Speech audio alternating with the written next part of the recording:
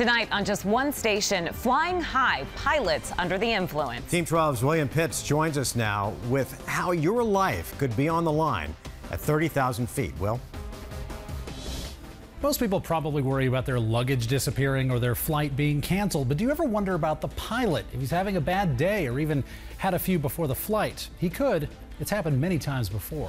This is airline captain Thomas Cloyd and his first officer Christopher Hughes. They worked for America West Airlines. Their careers came to an end in 2002 when they decided to fly drunk from Miami to Phoenix.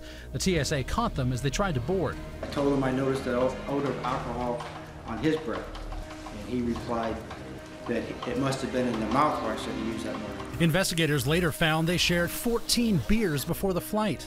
Guilty of operation of an aircraft while intoxicated or in a careless or reckless manner. This is one of the areas where pilots and all flight crew members have a virtual zero tolerance for impairment for any reason. It's rare. There's over 90,000 flights a day and almost all are just fine, but it does happen.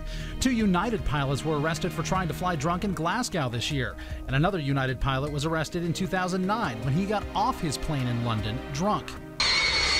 Airline pilots have a lot of stress. They fly huge planes with hundreds of people whose lives depend on how well they do their jobs. That stress buildup is insidious, and sometimes people can't handle it, all that well, and they may lean toward alcohol to help that situation. Ronald Carr was a pilot for 37 years. Now he teaches at Embry-Riddle Aeronautical University in Prescott. He says the rigorous training and testing weeds out most pilots who might make risky decisions, like flying drunk. But not all. As pilots will walk through the magnometer, they would kind of get up close and kind of personal and kind of maybe smell your breath a little bit. Sometimes they would catch someone with alcohol in their breath, and of course then they would report it. But if pilots are caught drunk, it may not mean their flying days are over. The FAA has a rehab program to get commercial pilots back in the air. About 100 a year go through it. That means back in the air flying, hoping they don't hit the bottle again.